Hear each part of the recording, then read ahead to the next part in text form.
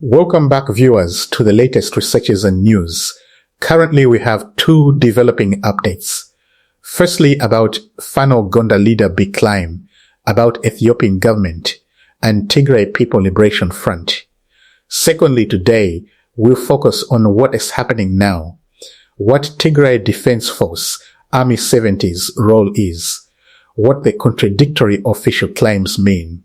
What you are watching is a video from a leader of the Amhara Fano National Movement's Gonda faction, one of the most significant political statements to emerge from the resistance coalition in this entire conflict. He is saying that the people and government of Tigray are committed to peace with their Amhara neighbors. He says Prime Minister Abiy Ahmed has proposed on more than one occasion that Tigray should unite with the federal government to launch a military attack against the Amhara people. And he says Tigray rejected that proposal every time it was made. This is the unwavering position of Tigray. Let us understand the full weight of what this Gonda Fano leader has just said, because this is not a small climb. This is an extraordinary disclosure from inside the resistance. Prime Minister Abiy Ahmed, according to this Fano official, approached the Tigray People's Liberation Front and proposed that Tigray join him in a military operation against the Amhara. More than once. Think about what this reveals. The same Prime Minister who sent federal forces into Tigray in 2020 reportedly approached the Tigray People's Liberation Front to enlist their military help against the Amhara people, the very community whose Fano militia has been fighting the federal government for 3 years. If this claim is accurate, and it is being made by a Fano leader in a public video, not in a private rumor, it reveals something about how Abiy Ahmed approaches alliances. It suggests he is willing to use any available partner against whichever opponent is the immediate priority, regardless of whether that partner was yesterday's enemy or tomorrow's target. And the Tigray People's Liberation Front refused. According to this official, the Tigray government's position is clear. They will not be used as a weapon against their Amhara neighbors. Peace with the Amhara people is a commitment they have maintained even as they fight the federal government. This is also a statement aimed directly at Amhara communities, including those who may have doubted whether an alliance with the Tigray People's Liberation Front was trustworthy given the history of conflict between the two peoples. The Fano leader is publicly vouching for Tigray's refusal to attack Amhara, even when invited to do so by the man both Fano and Tigray are now fighting together against. This is what the Fano-Tigray alliance is built on. Not just a shared military enemy, a shared refusal to be used against each other. Apart from this, as we have covered, the Shirena area in western Tigray sits close to the Ethiopia-Sudan border south of Humera. The August 1st fighting involved artillery, drones, and mechanized units on both sides. Hundreds of people crossed into Sudan in its aftermath, civilians, and some wounded fighters arriving at the Sudanese border towns of Hamdayet and Al-Hashaba. Since August 1st, no major confirmed new ground clash has been reported on the western Tigray side of the border, but both sides remain at very high alert. The Ethiopian National Defense Force has imposed checkpoints around Humera and restricted movement significantly in the area. On the Sudanese side, there has been activity. We covered in a previous video the Rapid Support Forces and their allies capturing Kaysan town in Blue Nile State, with the Sudanese armed forces claiming that the attack was launched from Ethiopian territory. That brings us to today's significant new development. On August 12th, Sudan's Interior Minister spoke to Al Arabiya television and made 3 specific statements He said, "No force from Sudan has crossed into Ethiopia to carry out an attack." He said, "The border area remains under Sudanese control." And he said, "There has been no significant influx of Ethiopian refugees or military personnel into Sudan following the recent clashes." These statements directly contradict a number of claims that have been circulating both about cross-border fighting and about the movement of forces between the two countries. So now we have a direct contradiction at the official level.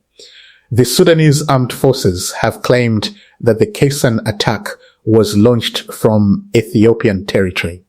Sudan's interior minister says the border is under control and no major cross-border movement has taken place. Both cannot be fully accurate at the same time. This tells us one important thing. The information environment on this border is extremely confused, extremely contested, and requires caution before accepting any single account. Let us now address Army 70 specifically, because it is a unit that keeps appearing in reports from the border area and whose role needs to be clearly understood. Army 70 is a unit linked to the Tigray People's Liberation Front that has been operating in Sudan for an extended period. During the 2020-2022 Tigray War, has the Tigray Defense Forces reorganized and regrouped. A significant element crossed into Sudan. Over time, this unit Army 70 became operationally active inside Sudan, particularly in the Blue Nile area, and has been reported to be coordinating at various levels with the Sudanese armed forces, which is fighting against the Rapid Support Forces in Sudan's civil war. Multiple reports indicate that Army 70 fighters were involved in the August 1st clashes near Sherena. This is consistent with what we know about Army 70's positioning in the Sudan-Tigray border zone and the back and forth movement of forces between Ethiopian and Sudanese territory in that area. Current reports indicate that Army 70 remains active near the Sudan border and that there has been some movement of reinforcements toward the border area.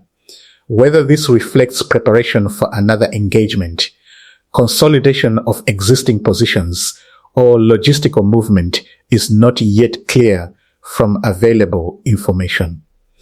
Now to the unconfirmed claims that are circulating widely on social media. We address these because many of our viewers are seeing them and asking about them.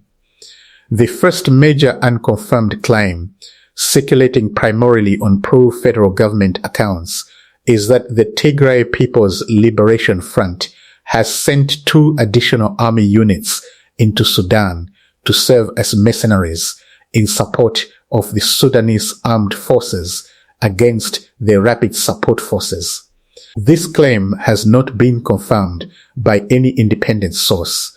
No credible journalist, no analyst with documented access to the relevant areas, and no official statement from any party has confirmed it. It is circulating because it serves a specific narrative characterizing the Tigray People's Liberation Front as using its fighters for regional proxy purposes rather than defending Tigray. We are not saying it is impossible. Army 70's presence in Sudan and its coordination with the Sudanese armed forces is documented. Additional Tigray People's Liberation Front linked units operating in Sudan is a possibility, but it is a significant and unconfirmed claim, and the current volume of sharing is not evidence of accuracy. The second category of claims coming from a different direction suggests that Army 70 is actively being reinforced and is planning a new operation in the border zone.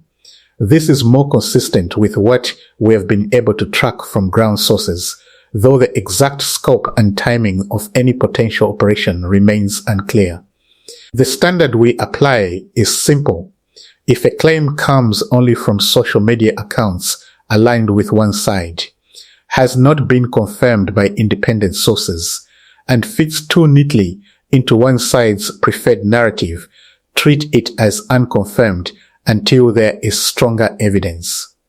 Let us step back and look at the bigger picture, because the Ethiopia-Sudan border is no longer a simple bilateral issue. On one side of this border, the Ethiopian National Defense Force, the Tigray People's Liberation Front and Tigray Defense Forces, and Army 70 operating in Sudan.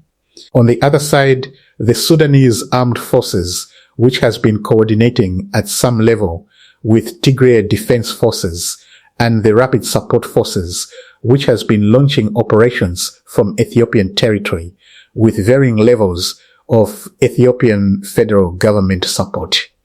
And now, Sudan's Interior Minister is publicly saying the border is under control, while the Sudanese Armed Forces is claiming attacks came from Ethiopian soil, while the Rapid Support Forces has captured a town in Blue Nile State.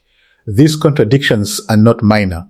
They reflect a situation where multiple actors with different interests are all operating in the same geographic space, and where no single account of events is fully reliable.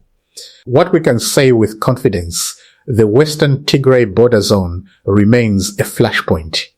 The issues that made it volatile, the unresolved status of Western Tigray, the absence of displaced persons being allowed to return, the continued military postures of both sides have not been addressed. A small miscalculation in this environment can produce a large escalation. For the people of Tigray, particularly those displaced from Western Tigray, this ongoing instability means their path home remains blocked, and every escalation pushes that return further away. The Shirena front has produced a border zone that is more militarized, more contested, and more dangerous than at any point since the end of the 2020-2022 war. Army 70 remains active and is being watched closely. The case and situation in Blue Nile State has created a new layer of tension between Sudan and Ethiopia. Sudan's interior minister is contradicting the Sudanese armed forces' own claims. Unconfirmed social media reports about additional Tigray People's Liberation Front units in Sudan should be treated with caution until confirmed. The actors involved the Ethiopian National Defense Force, the Tigray Defense Forces, the Rapid Support Forces, and the Sudanese Armed Forces all have overlapping and competing interests in this border zone. That overlap is what makes it so dangerous. We will keep tracking every confirmed development on this front. Like, share, and subscribe and ring the bell so you never miss an update.